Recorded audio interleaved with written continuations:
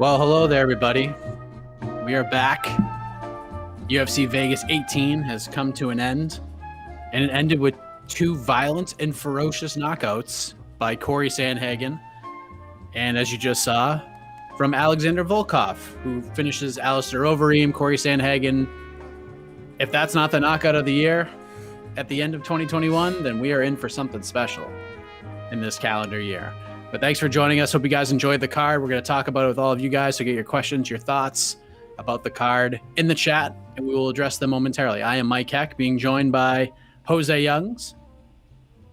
What'd you think of Volkov's tattoo? That thing is amazing, isn't it? Yeah, it's not my style of tattoos. Obviously, as everyone knows, I like all the minimalistic, stickery tattoos that just kind of randomly splotch their place on my arms. But my God, it's just well done. So 10 out of 10 execution, but it's not my style. But I gotta show respect. I don't know who the artist is. If someone knows, tell me, because I'd love to follow them on Instagram because that's some good stuff. And we're also being joined by the executive producer extraordinaire and Eminem's biggest fan, E. Casey Leydon. How you doing, buddy? Moving on. Wait, was that Dana White in the video? Because I was kind of watching like this and was that Dana? Or was that a fake Dana in the video? I think that was a fake. I mean, there was the real Dana on the Sports Center part, but I think during the fight scenes, the press conference part, I think that's fake. I think that was a fake Dana. Oh, okay, because he was wearing a mask. I was like, right. I was like, how'd he get that Dana? should tell you everything. Yeah, it's like this isn't real. This is Hollywood show business. Oh God. Okay. Let's talk about men getting their faces bashed in and not that Eminem thing. Okay. All right. Well, let's start with Alexander Volkov while the questions and the comments start to roll in. Jose, Alexander Volkov, since that Curtis Blades fight, it's a new man, massive. And I remember when he weighed in for the Walt Harris fight, and he weighed in at 265 or 266, right at the heavyweight limit. And I was like, oh boy. Normally when he weighs that much, that means he's out of shape. He's not taking things seriously. And then he lit Walt Harris up like a Christmas tree, especially to the body. And then he delivers a phenomenal performance. I mean, every strike he landed tonight was devastating to Alistair Overeem. What did you think of Volkov's performance tonight? I don't know if he's a new man or he's all this improved and everything, because let's not forget, he was 10 seconds away from beating Derek Lewis. And then he just got dominated by Curtis Blades. So if he isn't a fool and he lets Derek Lewis punch him a bunch of times with 30 seconds to go, he has one loss in the UFC, what would his record be like? 6-1, 7-1, and now it's 6-2 or something like that. And he's only lost to Derek Lewis and Curtis Blades. Derek Lewis can knock any human, anything that walks out, and then Curtis Blades, it is what it is. So Walt Harris is also a phenomenal fighter, but Overeem just demolished him too. So I think this Volkov is what we all knew, because who else did he lose to? Shet Congo, back in the Bellator days, and then he rattled off all those impressive wins in M1 and the UFC. So I just think it's more of a recency bias. They saw him get dominated by Blades and then dominate Harris, but I think this is the Volkov we've seen, and I think he's a big factor that played is he didn't have to worry about getting taken down because he knows Overeem's probably going to stand and strike with him. And like Casey said in the preview show, and I tweeted it, it looked like Alistair Overeem did a lot of sparring with giant gloves because he would hold his hands up here and Volkov would just be like, there's an opening, and he would just light him up even though Overeem's hands were up because he doesn't have all that extra padding from his kickboxing sparring or whatever he was doing. So yeah, awesome performance from Volkov. I don't know how many knockouts does he have career as AK joined us 20 something. So yeah, phenomenal performance. Phenomenal. I feel like his confidence just continues to rise. He's just more comfortable in that octagon every time we see him. And I think that's pretty cliched thing to say, because I think everybody, as you get in there, you get more confident. But when you're trading shots with these heavyweights with massive power, it's pretty cool. AK, how are you, buddy? What did you think of Volkov's performance? Are we not on the eulogizing Frankie Edgar part of the show yet? Anyone can win. Yes, anyone can win, Jose. Guess what? Not anyone can get hit by a knee so hard that they probably weren't moving for at least a full minute and probably didn't recover until the commercial break. Gentlemen, don't let me sidetrack whatever conversation you were having about the main event, Volkov, Overeem, or whatever. Whenever you get to Edgar saying and such, let me know. I'm just grieving over here. That was it's tough to watch. It's tough to watch. I'm an Edgar fan. I'm a fan. I'm a fan. I just wanted to come on so I wouldn't be alone. Just wanted to be here with the people that I love the most, helping me get through this difficult time. Man, you Weirdo. just sunk this thing into a downer place, man. How's everyone doing tonight? How's everyone doing tonight? That's fine. Casey. I am an unbiased watcher. Casey, what did you think of Volkov's performance? You did pick him, so you come out smelling like roses after losing like 5 or 6 picks in a row. Yeah, I did. As much as I want to give Volkov, okay, I knew Volkov was. I know he's an elite heavyweight. I knew he's super dangerous. I knew like everything Jose said. He's 9 out of 10 times he beats Derek Lewis. Yeah, he lost to Curtis Blades. He got him. And if that Curtis Blades fight was in the big octagon, who knows? But it happened. But Overeem, man, he finally looked his age, I guess. Like his body didn't look quite the same. I mean, we everyone makes the comparisons to Overeem 10 years ago, but we're kind of past that. But even everything just seemed off. My feeling is it was the Eminem video right before he's about to come out. They go, hey, UFC staff goes, hey, Overeem, check out this video, and like it just never ends. And you just had to watch the Eminem video, and he just never got his head on straight. And maybe with Volkov, since there was like a language barrier, he just didn't know what he was watching, so he was fine. So that's my only explanation for the very just sad performance from Overeem and great performance Eminem from curse. Volkov. Eminem curse, Yeah. and it wasn't even his fault. It wasn't even his fault. Right? Yeah. We always joke about the Eminem curse. He didn't even walk out to Eminem. Eminem was thrust upon him. Let me ask you this, AK, since Go ahead, Mike. you're kind of in a downer spot. Get my mind off of that. Whatever happened in the co-main event, please make me work. We are Make me we do are my awaiting job. the announcements. We are awaiting the announcements of the bonuses. This one's gonna be easy. So let me ask you, AK, did young O'Day Osborne get the Ike Villanueva? Do you think he gets the Ike Villanueva treatment, where he doesn't get a bonus after those finishes, or you think he definitely gets one? Oh, right. No. Well, maybe they won't. They should give a fight of the night though. They should give a fight of the night. Yeah. There was some good. There was at least 2. I think both lightweight fights were awesome. So yeah, probably. I hope O'Day doesn't get, because O'Day was spectacular. I think maybe. Yeah, right. Because it has to be O'Day, Volkov. Oh, O'Day, Sandhagen. Mike, why'd you make me think about this? I thought we were trying to get my mind off this. It should be O'Day, Sandhagen, and either Johnson Guida or Daryush Diego. What? You put Johnson Guida over? There's gonna be I like that fight. There's not gonna be a fight of the night. Oh, really? There's gonna be no fight of the night. Daryush was phenomenal. It was really good. Yeah. That was I really, high level MMA. It was great. But I really enjoyed Johnson Guida too. You really? Yeah. That was a fun fight. It was a fight. It was like cool. It was a fight. It's a fight. Maybe it's, in fairness, it's probably surpassed. Obviously, it's like Daryush and Ferreira lived up to my very high expectations, and I think I had low expectations for Johnson. Like, it'd be cool to watch because they're both good veterans. But so I think it was the entertainment surprised me. So maybe that's why I'm giving a little more credit to Guida and Johnson. But yeah, Ferreira and Daryush, great. We thought it was going to be great, and it was great. The first round was friggin' awesome. It was a great fight all the way through. Yeah, but yeah, they could go for it. Because you think they'll just go for performance bonuses? I do. Or 3 or whatever. So they don't always have to give out an exact amount every time. I do. I feel like this is one of those ones that we all think there's an awesome fight.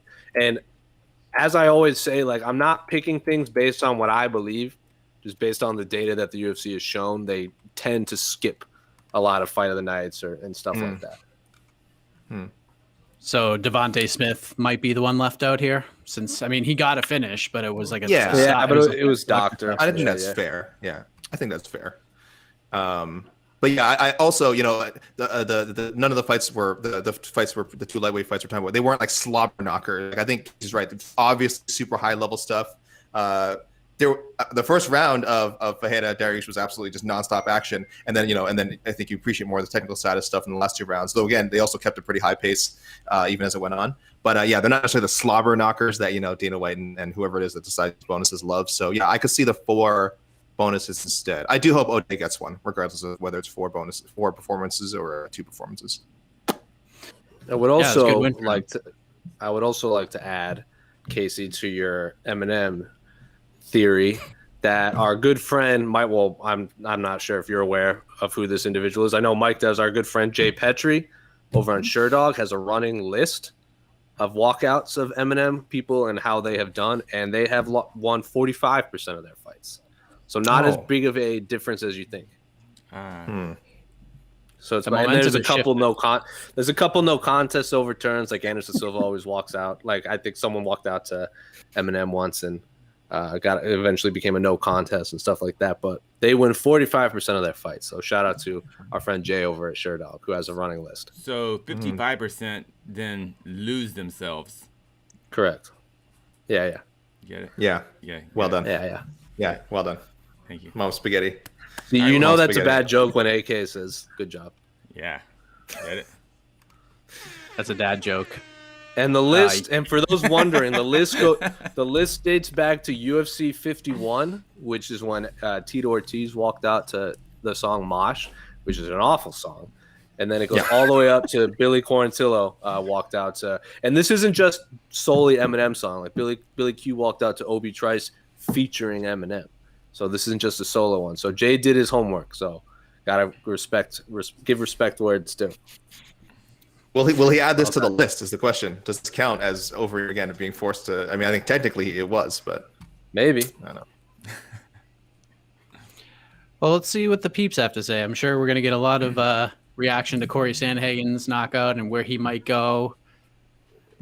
What a knockout that was. Want to go to the card first, or we're just going to go straight to the peeps? What do you want to do, Mr. Heck? We can go to the peeps. We can go to the peeps, and we'll throw in some stuff in the in-between time. All right. I'm ready to talk about the knockout whenever it comes up. I'm ready. It's better if I talk about it. Okay, sorry, I haven't looked at the YouTube comments in a bit. Just how good is Chet Congo? That should be the first question. Not how good is Aljamain Sterling. How good is Chet Congo? Just how good is Vitaly Minakov? I was Minakov. Where is he? Where is he? Minakov rules. Where is he? Well, I think is he still in Bellator? Yeah. I think with the pandemic and all that kind of stuff kind of messed things up. With but he hasn't even fought in Russia. Doesn't he have? Is he not? I would think Bellator would let him because Russia all kinds. They've been holding all kinds of events there. M1, every Russian league is pretty much running shows normally. So I don't know. I thought he had a deal with Bellator where he could fight for Russian promotions, but he hasn't fought since 2019. I believe that might have been. Was that a Bjorn Rebney deal? It could have been. Because I know he had visa issues back in the mid to 2013 and 2016 time, so he fought a bunch over in Fight Night Globals. Right? Yeah. I remember that. Yeah. Zach Tuivasa walking into my heart. That was amazing. Tuivasa, he always walks out to a unconventional pop song. If I'm not Who walked mistaken. out to We Are the World? Someone walked out to We Are the World. I don't know. Sounds like a Genki Sudo thing to do, but. I was going to say, what do you guys think of the sorry, we'll get to Tristan's question in a second. What did you guys think of the Biggie versus Biggie battle with Sandhagen and Edgar? That's pretty cool. We all knew that was coming. Well, yeah, that's pretty cool. I mean, did Sandhagen walk out to Give Me the Loot again? Mm-hmm. Yeah, the third best Biggie song ever. But it's that's my favorite. You think it's better than Kicking the Door? No, that's my favorite. I like Kicking the Door. I think Kicking the Door is number one. I tweeted this at Megan O'Leary when she asked me to rank. I gave her a top 10. If you want me to run through it, Danny Segura disagreed with me. I also like Machine Gun Funk though as well. Would also be in my top 3. So number 1, Kicking the Door. Number 2, Who Shot Ya? Number 3, Give Me the Loot. Number 4, 10 Crack Commandments. Number 5, Juicy. Number 6, One More Chance. Number 7, What's Beef. Number 8, Can't Say on Air, and I will never say it in general, but Blank Bleed. 9, Going Back to Cali. 10, Hit. I was about to say. That has to be on there. See, my second favorite Biggie song ever is Everyday Struggle. It didn't even make your top 10. It's a great song. He has so many great. There's so many winners. Great So many songs. winners. There's so many. Something. But I think kicking the door. I think the final verse of "Kicking the Door" is one of the lyrical. Is Biggie at his best. Hushaya is pure venom, and as I said, anyone who drops a Shaka Khan reference in a hip hop song, automatic GOAT status. 3, he plays 2 different people, so gotta give respect. 4, it's great, but I just think people who have never experienced that hardship in life like to use that to act hard. And number 5, Juicy is just an OG classic. Of course. All right. I could go on. I have a lot of thoughts on this. Some news before we hit Tristan Gordet's question. Both Alexander Volkov and Alistair Overeem both being transported, so we will not hear from either of those gentlemen at the post-fight press conference. So there you go. Listen, we have bonuses as well. Oh, let's hear them. I'm seeing bonuses. I see Volkov and Sandhagen. O'Day Osborne got the snub. He got that Villanueva. And fight of the night, Daryush Ferreira. So no complaints there. But yeah, unfortunately, someone had to be left out. So O'Day Osborne, 26-second one-punch knockout. Is not receiving at least as far as we know, one of the listed performance of the night bonuses. Ooh. It was a nice knockout. I'll give it that. But man, Jerome Rivera, I love Dominic Cruz. I love Dominic Cruz as a commentator because Dominic Cruz said, Dominic goes, yeah, that was just really lazy by Rivera. Who is Rivera's manager? Who is his manager? Mike, do you know? I know. They're both of those guys are Iridium guys.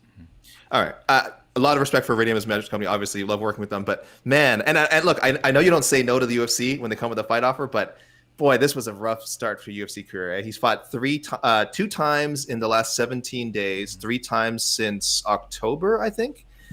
3 different weight classes. God bless Rivera. He's a gamer. I hope because of all of his short notice stuff that they give him another opportunity. But man, 0-3 to start, 26-second knockout. I don't know. This might be. Case, did you see that? Yeah, dude. There's someone in your place. Just a warning. I just saw a small Asian lady run behind me. Just be careful. There's someone in there. But I hope Rivera gets another chance, or the opposite. Maybe it's better that he doesn't fight in the UFC again for now. Maybe go back to the regional, get his confidence, and get his level of competition back to where it should be. Because again, 3 different weight classes, 0-3. He's a flyweight. And he was fighting at 145 today. That's real tough. Like what Casey said about Mr. Rivera, who was quote lazy and got knocked out. I feel like the same thing with Vinicius. Who is the guy that Ike fought? Vinicius. How do you say his last name? Yeah, Moreta. Like that's the guy who threw the kick punch. That was like ridiculous. Yeah. So I feel like the UFC's like this.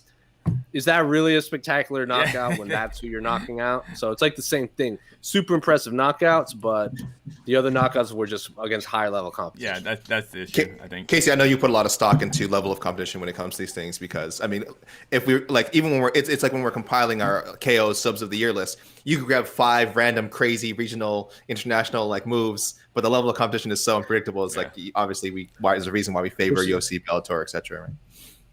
Yeah, now, I like that. Jerome how come too. No one voted? Who's the guy that knocked out Ross Pearson with a Rolling Thunder? Like no one voted for him. Oh, the French guy. Yeah, and I was like, I felt like that was an oversight on a lot of sites. Yeah, that one. Oh, yeah, exactly. It was against an ex-UFC guy. So yeah, it's true. I don't know. I don't even think it made that year. Did it make our? I think it did make our. I didn't see a single person in any. It was a vote. Someone voted for it. It made someone's list. Really? I don't think it made the top 5. Someone did vote for it though. Anyway, sorry for hijacking that. Go on. No, it's fine. So Rivera's fought 4 times in the last 6 months. He fought on the Contender Series in August. Yeah. I thought he didn't get a contract. I personally thought he lost that fight to Luis Rodriguez. And then his UFC debut on like a week's notice. On like a week's notice, he has to fight freaking Tyson Nam. He took this fight on 4 days' notice at 145 pounds. It's crazy. He's only 25 years old. I was at the Jerome Rivera fight. That's what I remember. I think he definitely lost that fight. Right. Yeah. It's Luis Rodriguez. He's a talented kid. He is. Jerome's a talented kid.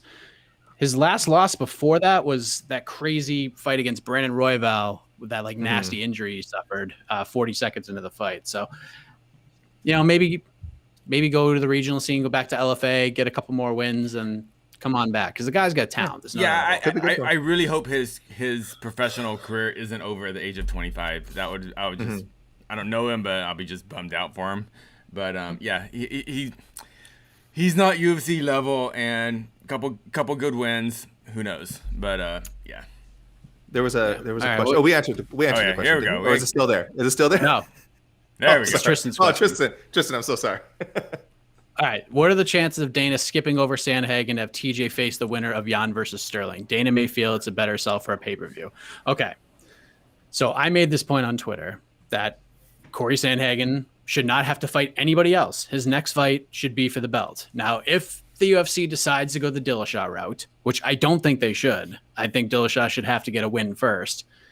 That's fine. You could do that. But Cory Sandhagen's next fight should be for the title, no matter when that is. That's my opinion. There's people out there who've said that. You know what? Just make Sandhagen fight Dillashaw and the winner gets the title shot. I could not disagree with that more. But I don't know. What do you guys think? AK, I'll start with you. Where do we go from here? I know we got on to the next one, but I mean, it's pretty obvious what we do with Sandhagen. There's like one of two options. I'll answer Tristan's question since he's been waiting so long. There's a very good chance. The way it's phrased, Tristan, maybe you're still too optimistic and full you're not cynical yet. But there's a very high chance that Dana skips over Sandhagen. Of course. Like if you had asked me what would Sandhagen have to do to not be skipped in line, I would have said, score like a 30-second friggin' jumping knee knockout of Frankie Edgar. That's not going to happen. He did that. And I still think that Dana White is probably like, well, if TJ is available for that title, to be that number one contender shot, and I can get him in there against the winner of one of those guys, I'm still going to go with TJ. The UFC is very stuck in its ways when it comes to booking its former champions and people that it views as marketable. They love Cody Garbrandt. They love TJ Dillashaw. They love, there's someone who fought last night, Paige Van Zandt, for the longest time. They were very stuck on booking her in high profile fights. And again, the merits of these decisions can be debated, certainly, but it is a fact that once the UFC sees something in a fighter as far as marketability goes, they are going to ride that as long as they can. And if they think that people will accept Dillashaw getting a title shot, then they're going to go with it. And again, I think there are people out there, maybe a little more casual fans, who recognize the name and will say, oh, cool, that guy's back. I loved watching TJ Dillashaw fight. Is he still the champion? Like, they probably don't even know about why. They might not even know about the EPO thing. So it's ridiculous. Obviously, he should not be fighting for the title. But the question specifically is about, will Dana see it that way? There's a chance that he'll put Dillashaw there. High chance, I would say. I'd say there's a better chance Dillashaw gets a title shot than Sandhagen. There you go. Jose, I don't like to assume things, but you're the kind of guy who likes to wait until things play out. So let's just say, if you're Cory Sandhagen, are you a gigantic Petr Yan fan? I don't know. That's an interesting question, because I think Aljamain would be a guy that would recognize, like, he strikes me as an individual who would recognize people who deserve to fight for the title because he was in that position for so long. So I wouldn't be surprised if Aljamain won and they ran that one, but I don't know. I have no idea. Aljamain Sterling has also wanted to fight Cody Garbrandt for a long time because they have serious beef, and Aljamain Sterling has insinuated some pretty awful things about Cody Garbrandt. So I don't know. I also want to see how the fight plays out, because remember when Brandon Moreno fought Figueiredo, we were supposed to have a winner and a loser, and that didn't happen. So for all we know, we could have a draw. We could have 2 6-month suspension. Sterling or Jan could get hurt. I don't know. I have no idea. Also, the pandemic is still happening. This fight has already been booked once, and it fell through. So let's see these two men enter the octagon first before I start thinking about who fights who. But I do agree with you. Sandhagen should not fight anyone unless it's for a belt, interim, or undisputed or otherwise. I don't care. Casey, what are your thoughts on this? I don't think Sandhagen has the name value to the UFC I'm just going to wait for the title shot. I just don't think that's – I just think the UFC will be like, okay. That's just an unfortunate reality. I feel like Sandhagen, but Sandhagen did everything he needed to do tonight. Okay, he did what Aljamain did to him. Aljamain needed an impressive win, and he tapped him in one round. That's exactly what Cory Sandhagen just did today. And he dropped the promo afterward. He did everything perfect. But doesn't this, though, Casey, show you the value of a Ben Askren? Because what is the difference, other than 27 seconds, between what Jorge Masvidal did and what I don't even want to say his name because I'm so upset, Cory Sandhagen did to Frankie Edgar, right? Frankie Edgar is a much, I would say, a better fighter than Ben Askren. If I don't know, I don't think that's a very controversial statement. And this is the knockout was incredible, but somehow this knockout is not going to obviously resonate the same way that the Askren one did. And it goes to show you that when you have a guy like Askren who somehow is able to generate so much casual interest and really create this moment and really create a character that kind of helps to frame that knockout. That's now one of the greatest knockouts. It's been repeated a million times. It was in promos I was watching today for for some UFC Fight Pass show or something. And so why can't Sandhagen be Masvidal? I know he doesn't have the history, doesn't have the same personality, but just think about your emotions after when Askren got flatlined. Right. We were all like, "Oh my God, that's the craziest dog I've ever seen." We're gonna see the highlight reels forever. When we saw basically the same thing happen to Frankie Edgar, we were like, "Oh, I hope Frankie's okay." Right, and that's the heel. That's the problem. Yeah, that's a value of a heel, right? I think a lot of it has to do is Ben Askren was undefeated at the time too. This too, and he also he had never lost. He flew to London to cut promos on the winner of Darren to call out the winner of Darren Till and Masvidal. Yeah. So I think it's a big combination of Ben Askren is A+ level prize fighter. Like he is a phenomenal prize fighter. Frankie is a better martial artist, but in terms of being a prize fighter, I would say Ben Askren is one of the 5 best prize fighters the UFC's had in the last 10 years in terms of who can drum up interest. The dude's fighting Jake Paul. Jake Paul's more famous than any other UFC fighter. With the UFC's permission. With the UFC's permission, too. The UFC's letting this happen. Yeah, exactly. Yeah. It's unbelievable. Like Jake Paul is the one that brought up this fight to begin with. And then, Mike, you interviewed him, and Ben Askren was like, yeah, that was weird. I'll fight him for sure. So, I think it's just a big combination of Ben Askren talks a lot of shit. He was undefeated, and then he got decapitated. So it happens. But same thing happened with Chael Sonnen. I sent us on this tangent to explain why, like, Cory Sandhagen should be the clear. There should be no doubt. They should be on ESPN right now. They should be talking about Cory Sandhagen and talking about, man, this guy's got to be fighting for a UFC title soon. Like, they should have casual talking heads talking about Cory Sandhagen right now. But for a bunch of reasons, Dana White didn't even show up. Was Dana White even there tonight? I don't think so. What's he got going on? Right? This is what you do, man. You promote fights. Be it your dang fight to promote it, man. I'm here. Eminem beat him up. Oh yeah. I don't want to. That's right. I don't want to blame any one person for this. Like we said, there's a bunch of reasons why that Masvidal knockout became what it was when it happened, and why the Sandhagen knockout probably isn't. Even after they spend time to package it and repackage it and show it again, it's never going to reach the level that Masvidal knockout did. And there's a lot of reasons for that. But yeah, it's kind of why this question is being asked. It's like, how does this not get you a title shot right away? And when you add in everything else Sandhagen has done, and again, there's a bunch of reasons for it, opponent level and marketing and all this stuff. So it sucks, but we might not see him fight for that title until after a couple of people get a shot first. Real quick, I do disagree with you, Mr. Heck. I don't think Sandhagen should wait for the title. I think he should absolutely sign the contract and try to fight TJ Dillashaw. That is the only way he will fight for that title. He has to beat TJ Dillashaw. Wow. It's not fair, but I just think that's how prize fighting works. And because he knocks out Frankie Edgar, he can't get on the ground and go bat the ground and go ooh and do the sleeping thing. It doesn't work. But if he knocks out TJ Dillashaw like that, Cory Sandhagen can do that whole thing because TJ's the bad guy, and Cory Sandhagen needs to beat up a bad guy. Frankie Edgar is never the bad guy. Frankie Edgar is just Frankie freaking Edgar. He makes you. Frankie Edgar is the Rey Mysterio of the UFC. Yeah, you don't beat him up. You know, you basically look like an asshole when you beat up Frankie Edgar, and so. All right, let me ask this, because AK brought up a point. He's saying that Dillashaw is like this marketable guy, like he's very marketable. I don't agree with that. Like, TJ Dillashaw's greatness was like, the fight that there was the movement and like some of the performances he had, like they were like, wow, this guy's really good. And then the Garbrandt feud, it was what it was, but I don't think he's like that marketable. Like I mentioned this on the preview show. Like, what fight drums up more interest amongst the fans? Like, I know one would be like maybe a main event on a fight night card, and one would be maybe the co-main event or a main event of a pay-per-view.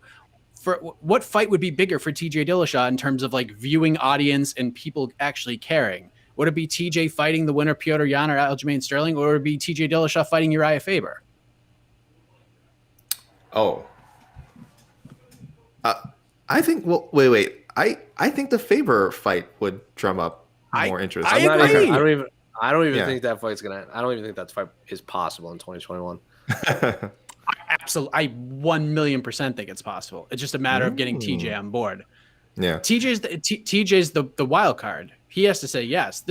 I'm convinced that they've offered TJ this fight already, and that's why we haven't heard anything. They want to make this fight happen. I think that's the smartest fight for TJ to fight Faber. 100%. For his own, just as a fighter, not kind of prize fighting or anything, just as a fighter and having an opponent that's clearly not as good as you, but you are going to be 2 years out of the ring and off the EPO or whatever. So yeah, Faber is one that makes sense, but I think the title fight is just more money. What if Cruz wins and he wants to fight his hero?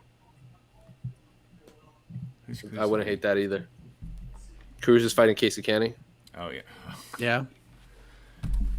Because if we're talking about big fights, like Cruz is a big name. A lot of people still consider him the greatest bantamweight ever. If he beats Casey Kenny, we still got this gentleman out there too. I think Garbrandt's fighting Aldo. Yeah, I'm just saying that might not happen, but I'm fine with that. It's out there too. I like Damon's suggestions too. Like give TJ Rob Font. I like that idea. I mean, it's not like the sexiest fight of all the time. The problem is that makes sense, right? And like we all say, I just don't think he should be rewarded with a title fight. I don't care how marketable 100%. He is. I don't think he's that marketable. Like this isn't 100%. Connor. Sandy Pham agrees. I'd no, be Mike, so you're pissed right. if TJ gets snatched up anyway. Yeah, he's not. It's weird. He's not like a proven like big pay-per-view, or I think even ratings drop. But the UFC certainly sees him that way and has pushed him that way. So I think they have that kind of faith in him. But no, I agree. It is a bit weird why he's kind of he and some other people are kind of pushed as like these huge draws. But I guess they're enough. By the way, people are asking. A lot of people are asking what happened to the press conference. We mentioned at the top of the show, Overeem is going to the hospital. Volkov's going to the hospital. No Dana White, so I don't think there is a press conference, right? Yeah, I don't know if Sandhagen's already gone up and spoken to the media or not. So yeah, it could just be over.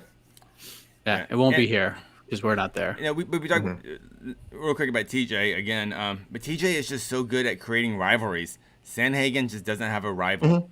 TJ had a rivalry with Cejudo, rivalry with Faber, rivalry with Cruz. So many. Garbrandt, all of them. He did a good job of that, for sure. And Sandhagen is just really, really good. That's not how prize fighting in the UFC works, unfortunately. He's too intelligent. He's too eloquent too. He does like the Michael Chandler call-outs where it's like he's just a little too eloquent for like the grammar is just too proper. It's like you gotta loosen it up a little bit. But he's a very well-spoken guy. If he would have came out there after he knocked out Frankie and just said, "I'm not a fighter, I'm a feeling," never mind. Oh, instant title shot. Instant title shot. He should have walked. He should have walked into the cage like that random woman did to Britton Hart, just out of nowhere. Just walked in the we cage. knew this was coming. Who was that? Yep.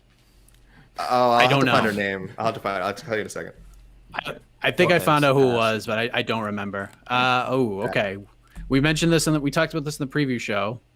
After what we saw, AK, tonight from Alistair Overeem, do you think we see him again? Yeah, I do. Yeah, this was, like I said, we touched upon it in some of the shows we've done earlier. And while the narrative of this being sort of his last ride and sort of his, it's title or bust for me, I think is something he said to convince himself. So I sort of use his motivation. I can't imagine him wanting to end his career on a loss like this. It was that it definitely matters. It was quite a visual. He gets clipped by a really powerful elbow, drops him onto his knees. He's so out of it. He's on his knees. He's not even flat in his back. He's on his knees. Thankfully, Jason Herzog, very alert. He knows. He's in there. He hears the shot. He sees the position Overeem's in. He's like, we definitely don't need to see anymore. So it was stopped there. So just based on even on just this one fight, I don't think Overeem wants to go like that. And again, he turns 41 in May. I know it's a bit old and he has a lot of mileage. In MMA years, he's like 50. But again, in some other performances, he still looked really good. He looked off tonight. With giving all the credit to Volkov.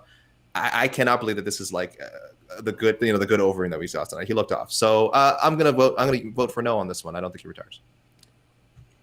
I just noticed that your name reads Alec K. Lee. Oh my gosh. There you go. Yet another on tonight of all nights, Casey. On tonight of all nights, another indignity. Alec There you go. Kaylee is a Cory Sandhagen fan.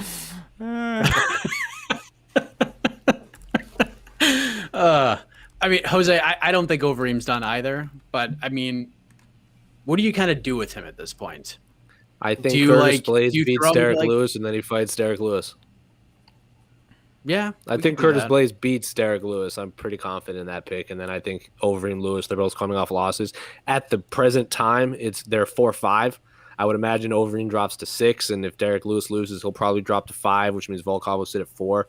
So then they'll be 5-6 rather than 4-5. So I think Derek Lewis versus Overeem, which would probably still headline a fight night. Yeah. And there's the other option, Casey. You could go that route, which would make a lot of sense, especially if Curtis Blades wins. Or you could go like a different route where you kind of give him the Orlovsky sort of treatment, where you put him up against these up and comers and see what they do. When obviously a rub with the win over Overeem for a guy is massive. Give him guys like the Tanner Boziers of the world. Maybe I don't even want to say Alexander Romanov, because that's just a terrifying fight for anybody in that division. Yeah, you can go, Casey. That was a question for you. Oh, sorry. Yeah, It's okay. Anyway, I'll answer. I think the issue. For Overeem, no, I actually, it comes down to money. Overeem he's a very expensive heavyweight. He doesn't fight for cheap. He's not a 50 and 50 That's a fighter. good point. Overeem is a prize fighter, so I wouldn't be surprised. I don't think he's retiring, but I do think there's a strong possibility this is his last fight in the UFC, because after this, say if they give him the Arlovsky treatment, I don't know if Overeem wants to take that pay cut, and I don't know if Overeem's okay with just being known as the gatekeeper. It's like, well, you got to beat me if you want to fight the elite guys, and I just don't think Overeem wants to do that in the UFC. I don't think the UFC wants to pay him for that, and I think we're going to see Overeem fight in different promotions overseas. That's why I feel. But, yeah. Jose? I think the problem with the Arlovsky treatment, comparing it to Overeem, is Arlovsky's not ranked. Overeem is still technically top 5, top 6 fighter, and everyone in that top 15, like, already lost to Ngannou, lost to Blades, lost to Jairzinho, hasn't fought Lewis, just lost to Volkov, hasn't lost to Gain, and then hasn't fought Shamil, beat Oleinik, beat Harris, beat JDS, hasn't fought Ivanov, beat Pavlovich. I don't think he's fought Tabura, and there's not a lot of prospects in there, and there's not a lot of a lot of people on the other side of 35. So I don't know if you can justify, like Kay said, giving him the Arlovsky treatment for that payday. Also, I think Overeem is a huge star in Europe and specifically Asia. Like, he is a big deal in America, obviously in the Western Hemisphere, but he's a very big deal in Europe and Asia. UFC's not going to Europe or Asia during the pandemic, so they don't know if they need him, because I think they gave him that big payday because he could headline the Rotterdams, he could fight on the Beijing cards, he could fight in all of these markets where he is still a draw, and they don't have that right now. So I hope he stays in the UFC, because I still think the best heavyweights are in the UFC, and I would like to see him fight these. Like, I would love to see him fight Cyril Gane. I would love for him to rematch Jairzinho when they both have full camps to prepare for each other. But if he does decide to go to One or Ryzen and he gets to fight in a ring again, or he gets to fight kickboxing again, just inject it into my body. Or if he wants to go the glory route and we finally get a third fight against Badr Hari, which I've been waiting for like 15 years, so be it. If they want him to fight Rico Verhoeven, so be it, because that would be the biggest. It would be an awful day for Alistair Overeem. It would be an awful day for Alistair Overeem. But how many people would watch Rico Verhoeven fight Alistair Overeem? So many people would watch that fight. And if they're prize fighters, that's the biggest fight. One of the biggest fights he could have. So, yeah, I don't know what's extra Overeem, but I don't think they can justify giving the Arlovsky treatment sitting at like 6 or 7. Because like Tanner Bose is not ranked, right? No. Like Greg Hardy's not ranked, Maurice Green's not ranked. Like all these, like even Romanov isn't ranked, so like you want to give an unranked fighter the number 6 guy, and all of a sudden you lose, and the number 6 guy's like, where do I go now? Nowhere, and then the unranked guy all of a sudden has an L. So it'd be rough. Oleinik, not that fights Overeem would say but no. Unranked guys, right? Not that he would say no, because Overeem will fight anyone. Like, I think if he is going to fight an unranked guy, like if they rematch Ben Rothwell, maybe, because that was such a goofy fight the first time, and Rothwell's such a veteran, but I don't know.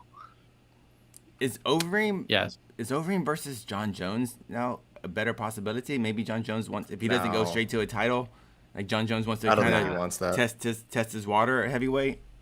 Coming off a loss, I think Jones doesn't want anymore. But I just say, is Jones, I don't know if Jones ever going to fight again. Who knows? Too. I can't even tell. It's still up in the air. But we will see Overeem and Rising. That has to happen. Hope mentioned it. It has to happen. It has to happen. It's the intestine. Come on, I don't know if it'll happen this year. I don't know if it'll happen 3 or 4 years from now. It might happen when Overeem is 50. Honestly, we don't know if Rising is still around and kicking ass around that time. If they're doing a light heavyweight tournament, they can just. And Bader wants to vacate that Bellator heavyweight championship. Might need a new holder. Oh, there we go. And that could do a lot of cross promotions with Rising. And Coker and Overeem have done business before, so yeah, who knows? It's true. Okay, Mariusz Pudzianowski versus Alistair Overeem, KSW. Shout outs, by the way, to our pal Mark Ramundi for telling us that the young lady who stepped into the BKFC ring afterwards, the post-fight run-in was called a young lady named Jenny Savage. Jose, I sent you a clip from a podcast featuring this classy woman who was sure to headline against Britain Hart at a future BKFC event. Also, Casey, we have a misspelling of Phoenix under Jose's name. So, I would also like to say, thank you, Mark. No, someone just messaged me on Instagram. Someone by the Instagram at DMEY1, I believe, sent me Volkov's tattoo artist, and it is Max_Titanic. He's based in Moscow.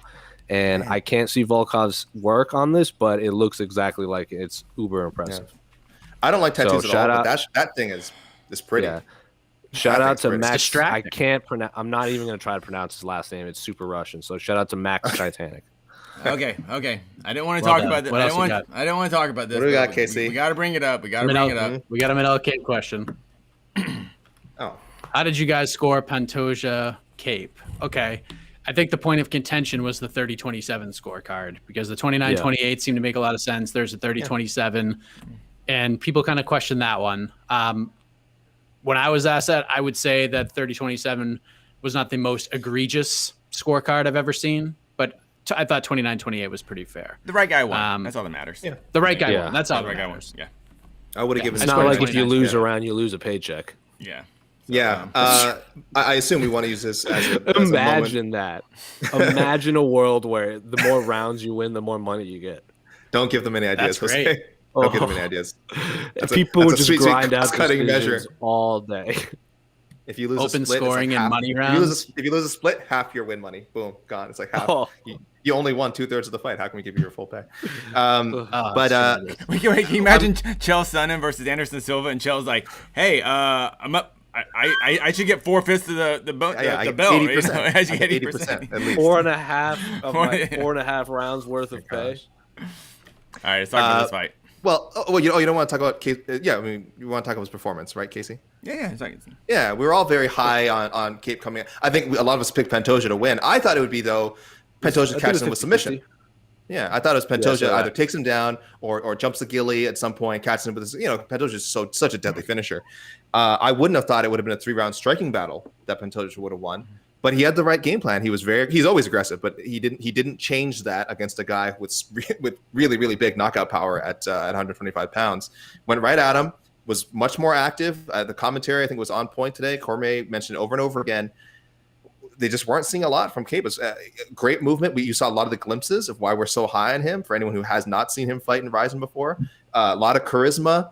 And he had his moments. He was landing. It wasn't landing as consistently, right? And that's going to cost you in a UFC fight, unfortunately. So that big knockout never came, and he kind of paid for it. So I don't know. I mentioned this. I think he was too calm. He was asked earlier in the week, like, "Oh, are you worried at all about UFC debut?" And he's like, "No, I fought at Saitama Super Arena. I fought in front of 40,000 people. I'm not nervous at all." And I'm like, he did look really calm, but I think that was like, I think he looked like he also lacked urgency. And I think that was maybe the issue here. Well, let's also remember that Pantoja has been preparing for Manel Cape for like a long ass time, probably like 9 or 10 months. You know what I mean? And what stuck out to me in that fight was Manel Cape is so good at setting traps. especially on the feet. He's so good at it. He's so good at throwing feints and making you fall for him. Like, he's so convincing. And that's what gets people in trouble. Pantoja didn't fall for anything.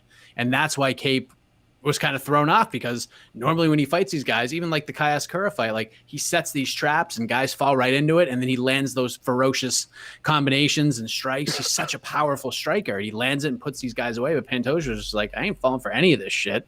And that's what happened. Pantoja just looked good. He was able to just use the volume and get it done. I thought the fight was closer than a lot of people thought it was, because I thought Pantoja was landing, no doubt about it. He was landing, but he was missing a lot too, but getting credit for some strikes on the commentary. And I thought Cape was landing, like, especially like the second half of the fight, I thought Cape was landing definitely the more effective shots. So that's why I thought it was closer. I still scored it for Pantoja, but kudos to him for his patience and, sticking in there, because Pantoja likes to get into these wars. Like, he was a patient guy. He picked his shots. He was throwing a lot of volume, but he wasn't getting into firefights. And that's what gets Pantoja into trouble. He didn't do that here. It was definitely a different sort of approach, even though he stayed on the feet. So I was super impressed with his approach to the fight, especially against a guy like Manel Cape. What did you think, Casey? I know you're so high on Manel, and I think we all are. I was high on. Okay, first of all, I'm super high on Pantoja too. I'm just. Oh, of course. I'm just. Yeah, everyone's like thinking, oh, you think Pantoja sucks? Like, no, I just think Manel Cape is that good. But I don't think Manel Cape is like Habib or something. Like, and he's just gonna. You know what I mean? Like, I just think he's an elite 125er. I don't know if Cape can beat Figueiredo. I don't know if Cape can beat Moreno. I just know, but I do know that he belongs in that conversation. That is all. Unfortunately for this fight, I think the commentary just nailed it. I did think Cape was actually, I think he's the better fighter, but he lost the fight. That's all that happened. And like right now, Manel Cape is in his hotel room with an L, and he has probably no bruises on his body. He's like, was I even in a fight? I fought 15 minutes in the UFC, and I'm fine. And I just think, unfortunately he was too relaxed. And like you said, Pantoja, I think when the matchmakers put this fight down, like, oh, Pantoja comes and bangs, Cape's gonna come and bang, it's gonna be a super exciting fight. And unfortunately for maybe some of the fans and for Manel Cape fans, Pantoja fought strategically and boring, and that's how he won the fight. And I think this is just a learning lesson for Cape. And I don't really take too much out of this, because I knew both these guys were super good. And I just thought this would be more of a big kind of coming out party for Cape, which it wasn't. But so was Eddie when Eddie Alvarez first came to the UFC. He lost his first fight too. So sucks for Cape. Congratulations, Pantoja. So did Gamrot, and I was super high on Gamrot. Yeah, so that's true. That's all. It wasn't the fight I was hoping. And none to of see. them were bad fights. Yeah, it wasn't a bad fight. I was just expecting so much. Gamrot, Eddie, and Cap all lost. Yeah, I also Cap has lost, or Cape, however you pronounce his last name. Like, most of his losses have been decisions, right? And he's never won a decision. I don't know.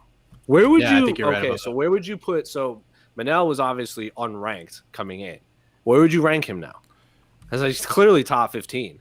Where was Pantoja ranked? I pulled up Where's Pantoja ranked? 4 or 5. I think it's 4 or 5. I think you put Cape at I would 6, put him 7, 8, whatever. I would put him 9, right under Matt Schnell. Matt Schnell's coming off a really impressive win over Tyson Nam, and then everyone above him has had really high level fights like recently. I would put him 9. Wherever Pantoja is, So I put Cape. Oh, sorry, go on. Brandon Royval's number 6. Kai Kara France is number 7. And then Rogerio Bontorin and Matt Schnell are tied for 8. So I'd probably put Cap right at 9. He's 0-1 in the UFC, and But he's 0-1 in the UFC. Right, but the other ones are like 3-1. Like Rogerio's 3-1 in the UFC. Yeah, but Cape fought tougher fights outside the UFC than these guys have fought in the UFC. So, I definitely put Cape. No, I'm not saying you're wrong. I'm just saying. I mean, he's 0-1 in the UFC, and that's going to matter to. And these are the UFC rankings, not MMA rankings. Yeah, so we bumped Tyson Nam out of the top 15. I do not respect or even what's the word? UFC rankings mean nothing to me. They mean nothing to me. The question was about the UFC rankings. It's like asking you what your favorite. It's like asking what your favorite jelly bean is, and you're like, I like Starburst. Shut up. I'm like, Okay, I asked about jelly beans. I mean, I have to go back in time a bit, but when Eddie Alvarez lost to Cerrone, was he still unranked after that? Do they have rankings then? Well, I mean, that's what. Oh, yeah, they true. did. I mean, I just think it's the whole idea that for some reason your past doesn't matter when you come into the UFC. I don't know. I think the rankings are stupid anyway.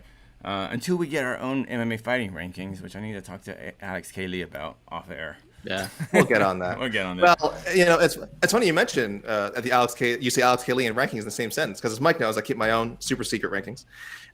So Jose, when you said 9, you're not counting. You're like doing like the UFC. Right? You don't count the champion, right? The champion's not on the list. I was talking about I was talking about the number that goes next to name. Because like Yoji Horiguchi would probably Demetrius Johnson's still the number 1 flyweight in the world to me. I'm just talking about the name that's on the UFC broadcast. Yeah, and you put like champions not on the list, right? You're talking about like the number 1 contenders 1, and then there. So Moreno would be 1. Yeah. If you're going by that, you are spot on, sir, by my list, because yes, I have the names I have in the top 8 would be Benavidez, Moreno, Alex Perez, Askarov, Pantoja, Royval, Kaikar, France, and I guess and then Schnell, and then he'd be behind Schnell. So we rarely agree on things, Jose, but that's like really exactly I think where I would put Cape right now. Not bad. Jose. Wherever Pantoja is, Cape is 1 spot behind him. Oh, he's not Brennan Roy. I'll stop that. Stop that. You heard me. Oh, mute. Oh no. Okay, that's just me being mean. This is a Trumpian estate where whoever disagrees with the mute man gets muted. Oh man, I forgot about his power. What do we think next for Pantoja though? Is he Perez? Yeah. The winner of Askarov and Benavidez, maybe. I don't know. Or the loser. Yeah, it's fine. Yeah, either of those work. I honestly think I brought this up to Matt Snell after his win and before it, like if that draw between Moreno and Figueiredo is actually beneficial, because now the rest of the division can kind of figure out who's next. Because after Moreno, if Cape hadn't won, if Cape was probably next in line if he had won, but like there was no one at the time who was a clear-cut number 1 after Moreno. So I think this is it's beneficial that it was a draw. Cape versus Sue Majeri or Kai Car. I like that. I think Majeri's, but Sue's moving up to 35, right? Yeah, I like it. I like the Kai Car France. I like that actually. He has a fight. Yeah. Oh, he does? Kai has a fight. Yeah, Kai's fighting. What about Tim Elliott? I don't think Tim Elliott has a fight. But honestly, listen, I would love the idea of giving. True. I want Cape to get to show off, and I would love Tim Elliott would. Matt Snell. If he's number 9 and Matt's number 8, and they're both coming like. I like that. That's a good fight. The problem is Matt Snell's coming off a big win, so if they maybe Tyson Nam is a fun fight too. Cape versus Nam is also a scrap. But I want someone who would just whoop.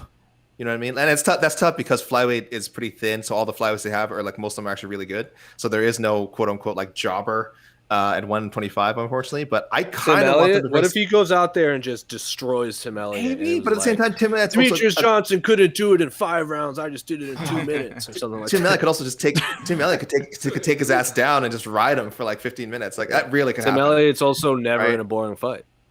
This is true, but I don't care about boring or exciting. I just want to see Cape style on someone. I want to see him just smash someone so that people can understand why there's that excitement. And again, I know it sounds like, how good is this guy if I need to cherry pick opponents for him? But I'm saying, look, some of our greatest fighters built their reputation on competition that most people don't even remember now. So there's no shame in a little like showcase booking. Again, I don't know if they can do that for Cape without bringing someone new in, because most of the 125ers are really good from 1 to like 25. But I'm a sneaky businessman. I want to see some. I just want to see a can just thrown at him. Didn't they just bring? Who did they just bring back?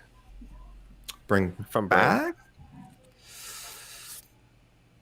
Well, Mateus Nicolau. Did they just bring back Nicolau? Oh, that's yes. He is resigned. Who's he fighting? He was supposed to be fighting Ulanbekov. I like that fight too.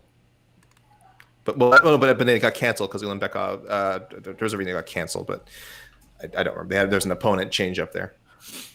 And then you get guys like Royval Jimmy would be a Flick on the smart come up. I mean, there's lots of good stuff. Al Max suggested Minow versus Brandon Royval. I like that fight. That'd be a blast. Those two would, I mean, that would just be a war. But Cape probably wants to stay as active as possible since he missed a lot of time.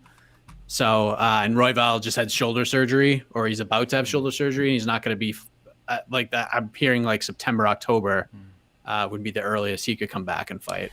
And I will unless say, he's like a super healer. Especially the first round, Cape did look uncomfortable in an octagon. He just didn't look like he knew where the sides were. Because he's fought in a ring his entire career, so fighting in an octagon, I'm not gonna say octagon jitters because clearly he didn't have jitters, but he was clearly like, where the hell am I? This is weird. It was a little one. It was a little one too. It's a small octagon. Yeah. So he must have been like feeling claustrophobic compared to a ring in a Saitama arena. Yeah. It must have been so strange. Like his last 6 or 7 fights have been in front of in Saitama Arena in front of no 40,000 fans. people. Yeah. No, yeah.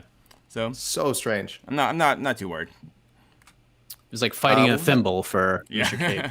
Pretty much. Can Carol Hoza be a threat in the women's bantamweight division, going 3-0 in the UFC? So I don't like to pat myself on the back too much on these shows, but I think I nailed that fight on the Q&A about as eloquently as I possibly could. I mean, the fight went exactly the way I said it was going to go. Edwards is going to, unless if she just fights her fight and takes her down, she'll win. And Edwards made her pay for it. That was a nasty gash. And Edwards has a bright future, no doubt about that. But man, she has to address this defensive wrestling and getting off her back stuff like very quickly. She did have a great transition in the first round, which led to the damage and it kind of threw Hoza off. But then, whatever was said to her in the corner obviously worked. They were just like, cut the crap, Carol. Do what you do, take her down and beat her up. And that's what she did. So Edwards is a bright prospect. She's no doubt about it. But the question is about Carol Hoza and can she be a threat in the women's bantamweight division? What do you think, Jose? Do you look at her and say that, this is a woman that could be, top 10, maybe top 5, in the next year, 18 months? Yeah, because I'm pretty sure Nika Montano was, 15-14? She's 0-1 in the division, right? So yeah, Carol Hoza 100% could be a ranked bantamweight fighter. So, yeah, for sure. I mean, Sarah McMahon's probably still in the top 10, and she's coming off a submission loss. Macy Chazen's still up there. Panna Kansas way up there. Like, yeah, 100% she could be ranked. Whether she fights for the title in 21, I don't think so. But top 15, I think she gets one more win. It's a no-brainer. She could be 15 now, being 3-0. And you're like, who's 14? If my memory is correct, Nico was number 15, which means Sajar or Julia Vila is probably 13, 14 or somewhere in that rank. So, yeah, exactly. Probably. Like, she's supposed to fight Julia Vila, 100 times? Something like that, right? This is the lady. Okay. Yeah. I was like, so I think if we're talking about her next fight, she should take, how do you pronounce Julia Vila's matched up with Soranko, right? How do you pronounce Soranko? Yeah. Julia. So there you go. Yeah. So Julia, winner fights Carol Hoza.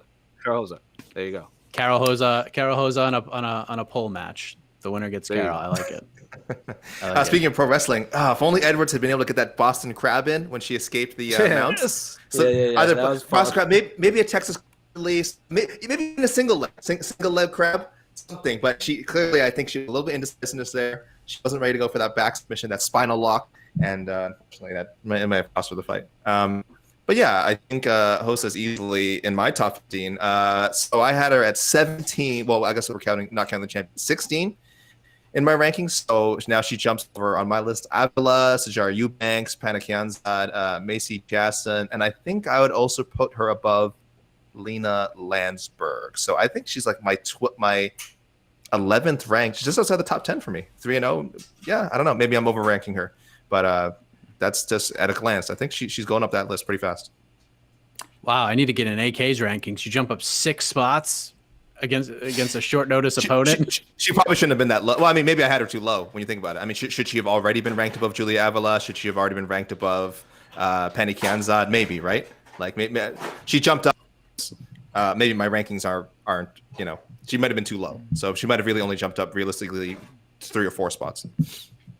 Yeah, I like Jose's idea. I think that makes sense. I don't see her as a fighting for the title, actually, within the next 4 or 5 years. But she's a quality bantamweight. She's UFC level for sure. And I wish she was a little more active on her feet. When she was throwing those really strong leg kicks, I liked it, but just not enough volume, honestly. But yeah, she looked good. And yeah, short-nosed opponents. And yeah, it was a good fight. It was fine. Let's talk about the Good fight win. of the night. Beneil Daryush won his 6th fight in a row, despite Jerome giving CDF 29-28. Where does Beneil go in the lightweight division? He's ranked 13. This is like the dark horse lightweight championship fight between these two guys, and boy, did these two gentlemen deliver. What a fun fight that was. Daryush looked great. The takedowns were good. CDF turned it on in the 3rd round. It was just a fun scrap, man. This is like a Jose Young's kind of a fight, just high level martial arts, just going down for our eyeballs to see and behold. It was a great fight. What would you do next with Daryush, Jose, and what did you make of his win over a really good fighter in Carlos Diego Ferreira? It was just a tough fight. It was two guys that would have to dig deep and like pull out these tricks that they had in there. Because like when you're that high level and you're basically fighting to stay relevant, you're gonna do whatever it takes outside of cheating. So they pulled out every possible trick they could, and I just thought it was like you said, a high level martial arts scrap. So what's next for him? I don't like. It should be RDA probably, but they're friends, so they're probably not gonna fight unless it's for the title. So I'd say Hooker, Felder, or Ferguson. I doubt it's Ferguson. So Hooker or Felder, probably somewhere right there. Iaquinta, one of those 3. He deserves a top 10 guy. Hooker and Felder are very popular, especially Hooker's been in the headlines a lot, but Hooker's still stuck in Dubai right now. Felder said he's not retiring, so probably one of those 3. Ferguson would be fun, but it's probably not going to happen. I will say that I already know where I'm going with this, and I will reveal on to the next one. And I have a feeling I'm going to get a little heat for this pick, but we'll leave it at that. What did you think? What do you think, Casey? I mean, Beneil Daryush, great performance. And by the way, can I just say what a wonderful human being that guy is? Yes. Gets on the microphone, asks the question. What does he do? He puts over his opponent first. Said, by the way, Diego Ferreira should have been fighting a top 5 guy. I probably should have been fighting a top 5 guy too, but he should be fighting a top 5 guy. And then he takes the other time to put over his friend or teammate, which I don't remember the name, but from what I saw on Twitter, Michael friend Perez. or teammate, Michael Perez. Did we look him up on Tapology or anything? Yes. Yeah. He's You know what his an record is? former LFA flyweight champion and a Cuban Olympian wrestler. Yeah. All right, so he's legit. All He's right, been in but Misfits, I good believe. dude. Yeah. Okay. So, Casey, what are your thoughts on this whole thing? Well, I loved what he said about when you put over Diego Ferreira because this on our pre-fight show we kind of talked about who has the biggest who can have the potential highest stock rise and who can have the biggest fall, and I thought the loser of this fight, and I still feel that way because Carlos Diego Ferreira is just 1 degree behind Daryush in this fight. It was an awesome fight, but I just these are 2 guys the UFC clearly don't want in in featured fights, and especially fights that involve pay-per-views. I mean, they were like the first fight on the main card. There were 5 fights from the top. I mean, we had Clay Guida, Michael Johnson, 2 unranked lightweights, 2 fights above them. I just think that was ridiculous when these guys are just so talented. They deserve to be higher on the card. And but no, Daryush is freaking awesome. But who should he fight next?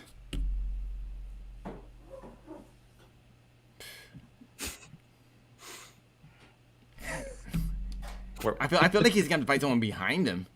It kind of sucks.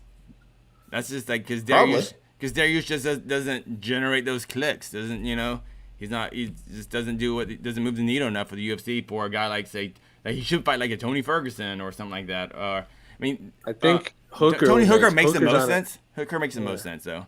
I just don't see it happening. Hooker's on a 2-fight losing streak. I don't think he can afford to say no at this point.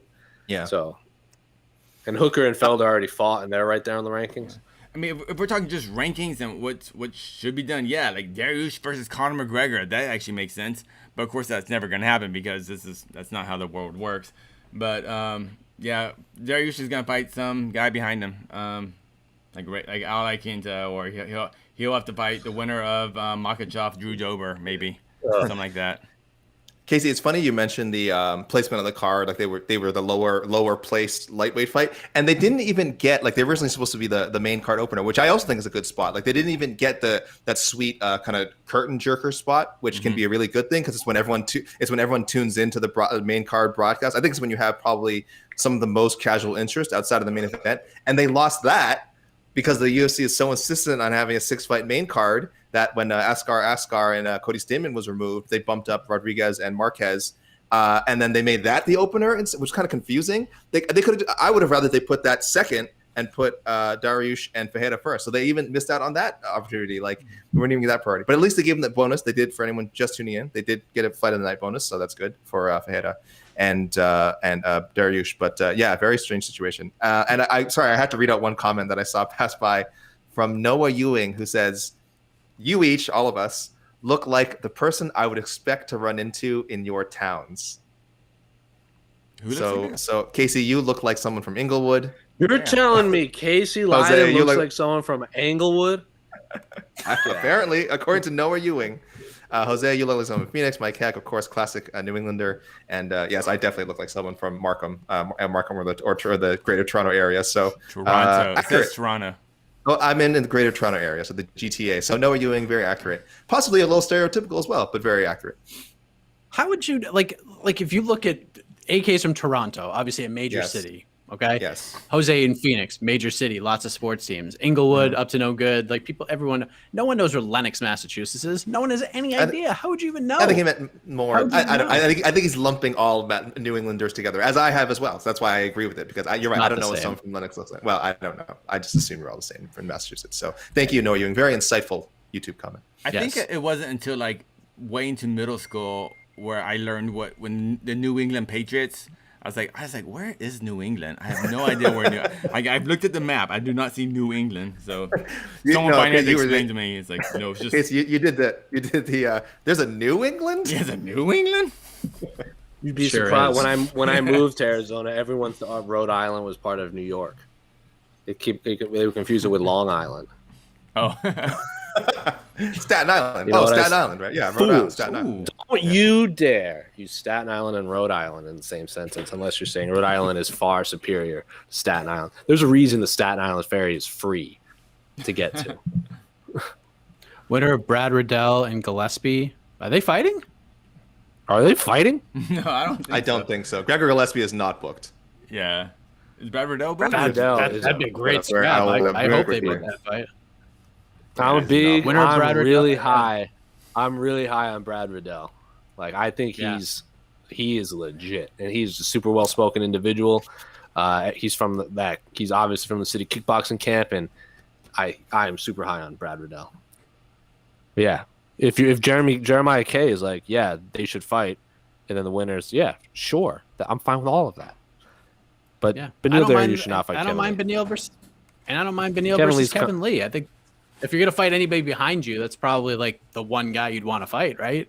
He's probably like the biggest name in that, like at that point. Kevin Lee sits in front of him right now, so Iaquinta would be above him, who beat Kevin Lee. So maybe that one. But Phil has been calling for Iaquinta for a long time too. Beneil has to go up stuff. I agree. Gillespie Riddell was apparently, guys. This is a very strong source. I found this on a SureDog forum post. Which is quoting an Instagram post, which itself is quoting an Instagram.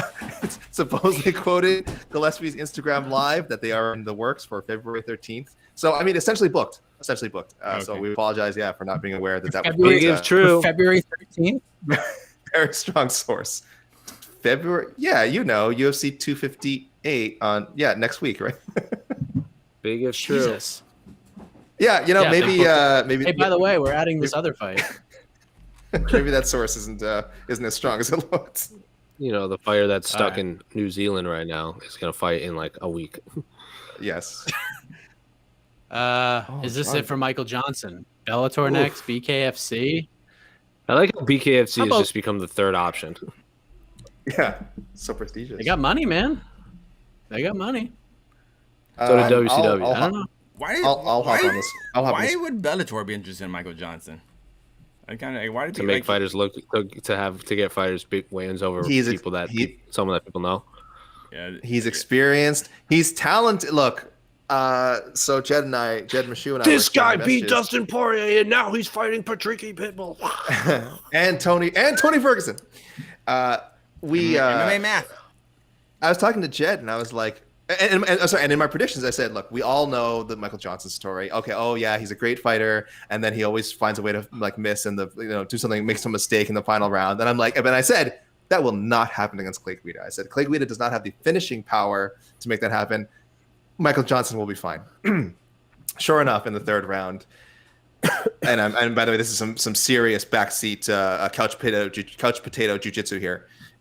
He was a little sloppy getting up near the end of the fight. And gives up his back to Clay Guida, and that pretty much sealed the deal. There was no recovering from that, and he goes on to lose the decision. And no, dude, he might have lost anyway. Michael Johnson v. Artem 2, Knucklemania 2. Yes. Oh, there we go. I mean, that's why BKFC is the third, arguably second best option for a lot of these guys leaving the winner fights Jason Knight.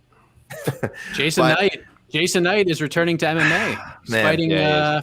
Friday? Yeah, he's fighting Friday night for UFC Fight Pass for Icon Fighting Federation. Jason Knight is on that card. I think he's the main event. I think the UFC got rid of him. Making some moves. Yeah. But Michael Johnson fell to 19 and 17 in his career, 11 and 13 in the UFC, 9 and 11 at lightweight, 0 and 3 I think since he returned to lightweight, has not won at lightweight in over 4 years since knocking out Dustin Poirier, September 2016. So, boy, it's a good question. I honestly don't know what to do. I still think he's talented. I still think he can be in there with like almost anyone in the UFC. But if he's not winning, he's not winning. So, yeah, some decisions definitely have to be made. I'll leave it to you guys. I don't know if I have a call on this one yet. Yeah, 4 losses in a row. What's that? Like 9 of his last 12 he's lost. I mean, yeah. And this loss felt a little different. This loss felt different because I felt like he was losing the striking too at the beginning. He was from Clay Guida. He was getting hit a lot. Yeah, he was getting hit a lot. I think he just got caught off. Like Clay Guida just came out guns blazing. I think he caught everyone off guard. Well, Clay Guida. But how do you not? He did the guys that go for the leg, come up the overhand. You know, that's how he's and he got hit with that. I mean, it's kind of a classic move, but. But usually, Michael Johnson's this kind of thing is like, oh, he looks really good till he doesn't. And I felt this fight, he just actually didn't look good. I don't know, nothing really kind of stuck out. I mean, if it wasn't Michael Johnson in there, if it was just some guy, I don't think we would definitely we won't even talking about his performance at all. The vets had a bad night. I mean, he had Clay, and one of them had to have a decent night, I guess, to fighting each other, but. For the most part, the UFC vets didn't fare too well. How about Clay Guida getting on the microphone and he says, "Give me an up and comer, give me a prospect." Yeah, the reverse Daryush. The reverse Daryush. Yeah. I don't want to be in the top 5 and someone in the top 5. And now he's gonna have to fight like Sarukian or somebody. I was thinking that. He's gonna fight. He'll love it. Did he call him out? He's gonna fight Rafael Fiziev. I already called it on Twitter. Oh man. But that's a fight that Fiziev needs because you need that grindy guy like Clay Guida just always going for your ankles, always just pushing you into the cage. I said it's a good fight. I said Guida should fight Fiziev. I will also accept Arman Sarukian or the winner of Don Maj and Guram. Any of those guys, I'm down for because those guys all bring it. And then if whoever doesn't fight Clay Guida, the others fight each other. Arman Sarukian versus because I think I'm super high on Guram because I was so high on Gamrot and Guram was so impressive that I think he beats Don Maj and then Arman versus Guram is an awesome scrap. Give him Does Gamrot have a fight booked right now? Not that I'm aware of. Gamrot would be a good scrap too, but he's coming off an L, so I didn't want to give Clay Guida. Like he's coming off a win, snapping his win streak. Don't want to throw him in some. Against a super talented prospect doesn't have a win in the UFC. But what happened? I wouldn't say no to the fight. I have no idea.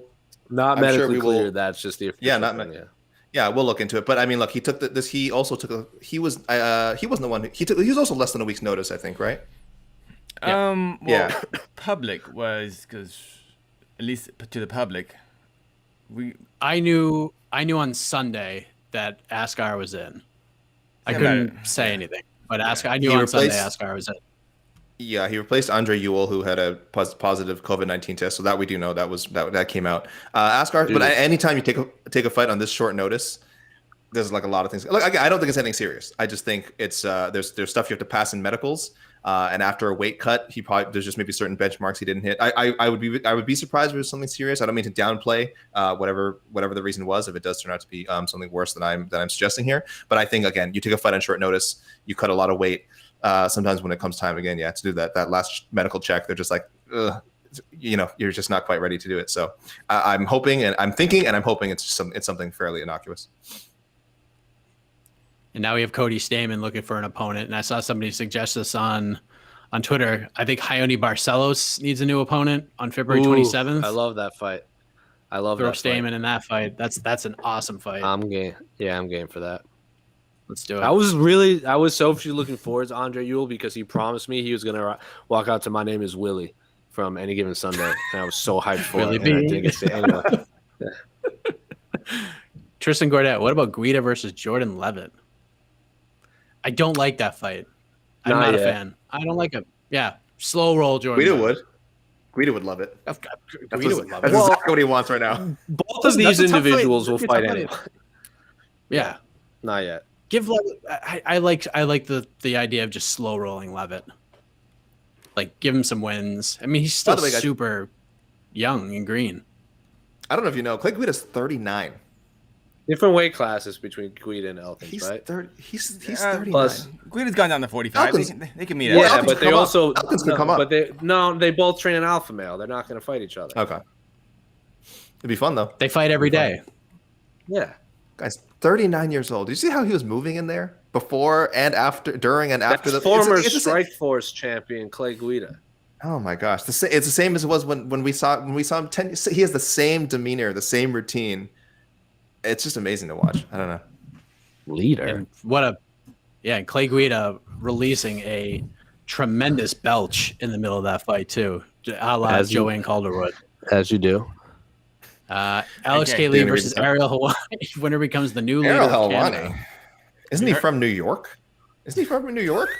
There's a rumor he's from Montreal.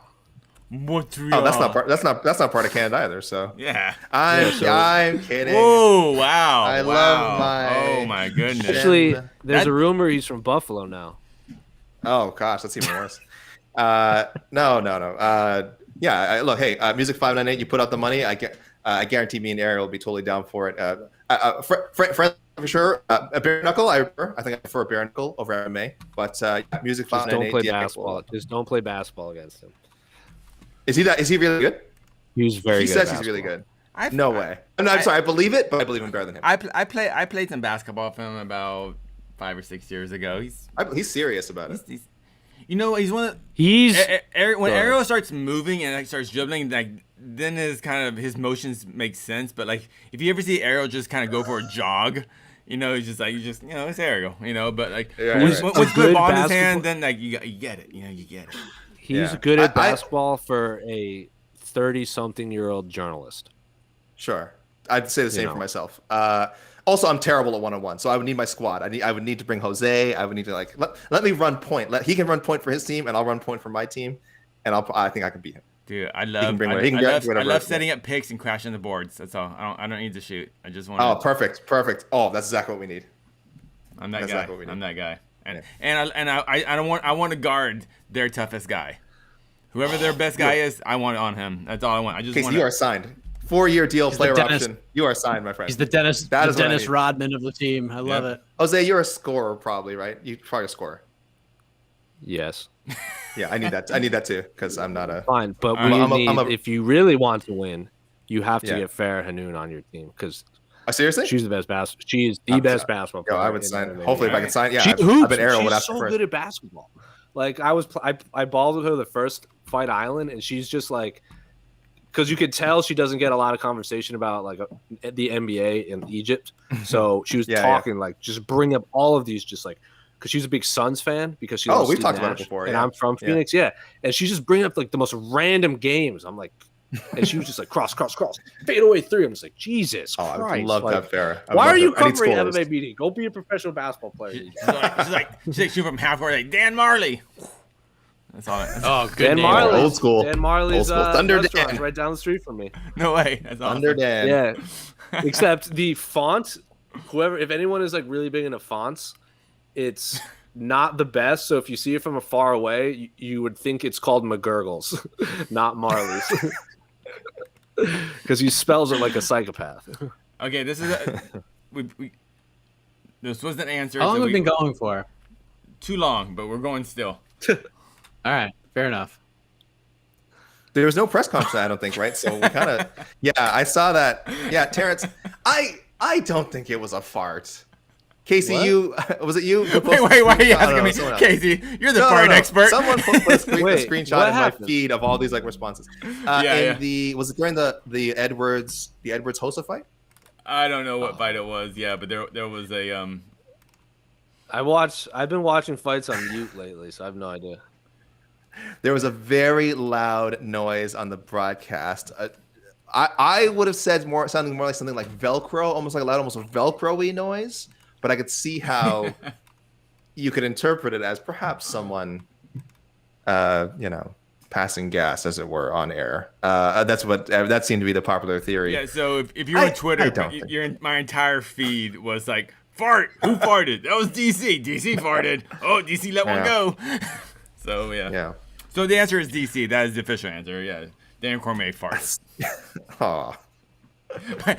My credentials get revoked. How dare you? It's gone.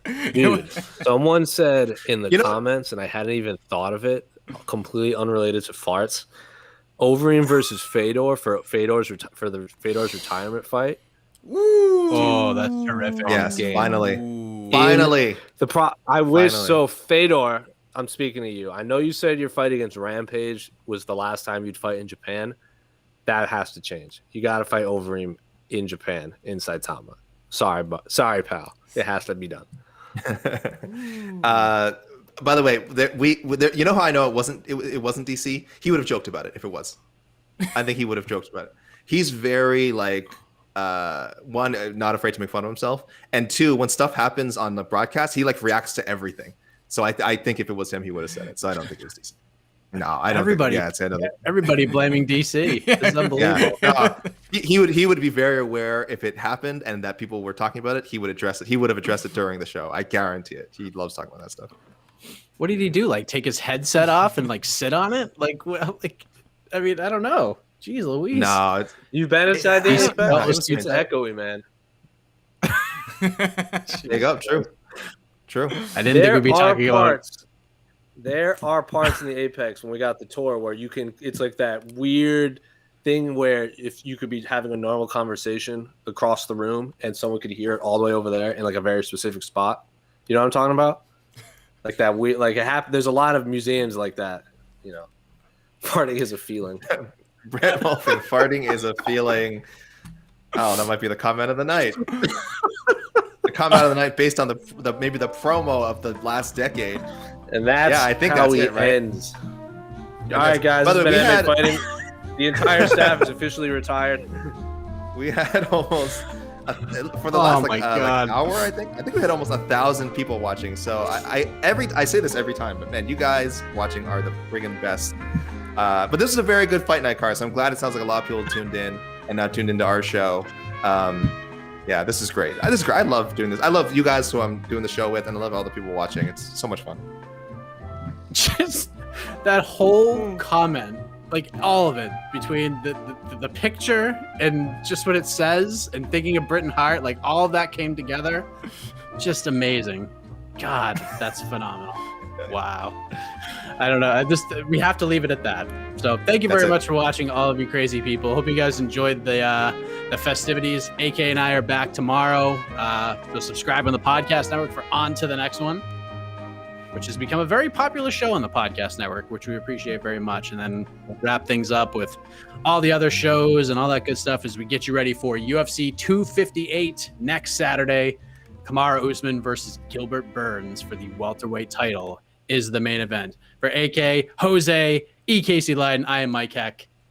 Good night, everybody. Huh?